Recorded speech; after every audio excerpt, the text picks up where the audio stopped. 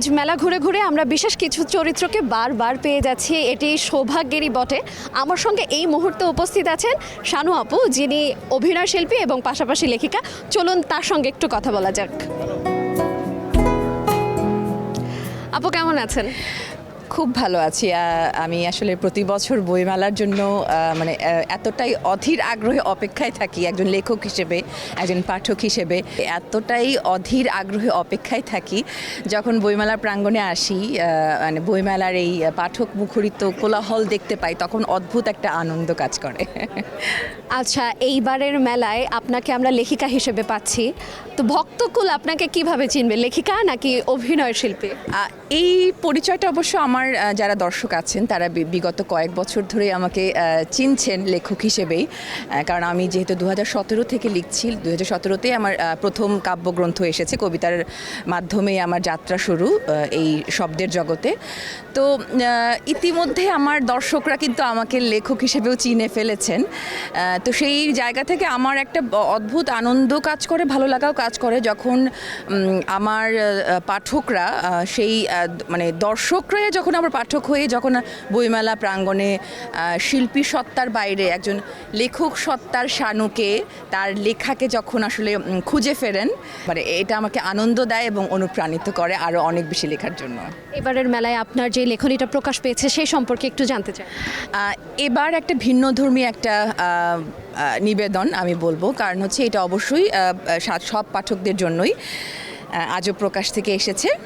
উপন্যাসটির নাম হচ্ছে বাঘ মানুষ। নামটাতেই আসলে পাঠকরা একটা অন্যরকম একটা রোমাঞ্চ অনুভব করছেন, সবাই জিজ্ঞেস করছেন যে এটা বিষয়বস্তু কী।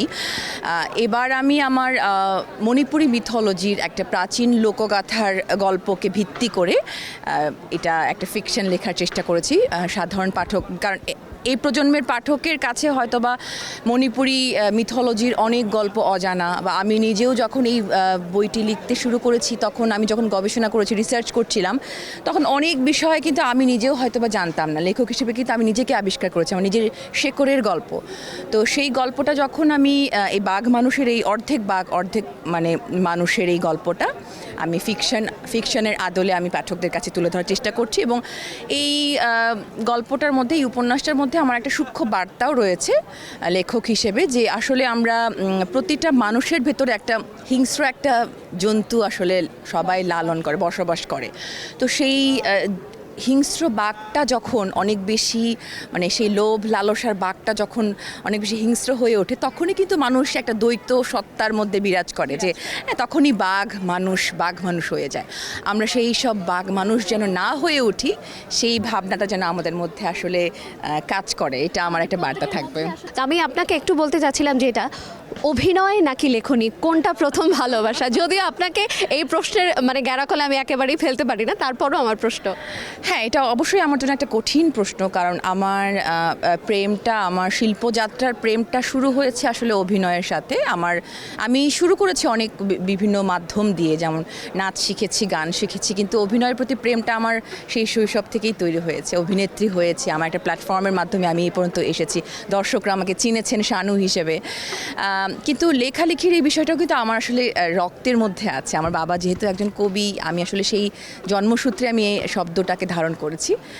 আমার এই দুটো প্রেমকেই আমি একসঙ্গেই ধারণ করছি, কিন্তু বইমেলার এই সময়টা জুড়ে আমি আসলে লেখক সত্তাকেই আসলে অনেক বেশি প্রাধান্য দিই। আজকের প্রজন্মকে উদ্বুদ্ধ করার জন্য পড়ার প্রতি, লেখনীর প্রতি কি করা উচিত? আপনার দিক থেকে কি পরামর্শ থাকবে তাদের জন্য? আমিও তো আসলে এই প্রজন্মেই দাঁড়ানো একজন মানুষ, তো যেহেতু একটা অস্থির সময়ের মধ্যে আমরা সবাই বাস করছি, আমার কাছে মনে হয় যে আমরা আসলে নিজেকে চিনি, এই যে নিজেকে চেনার বিষয়টাকে প্রাধান্য দেই। আমার ভাবনাকে আমি আসলে এক জায়গায় কেন্দ্রীভূত করি, আমি আসলে কি চাই।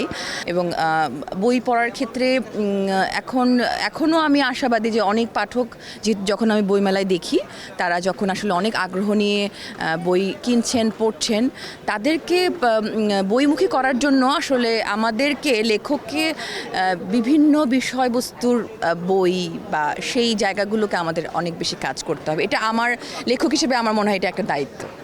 লেখালেখি নিয়ে তো আমরা কথা বললাম, এবার আপনার আর কোনো লেখাকে সামনে আমরা পাবো কিনা?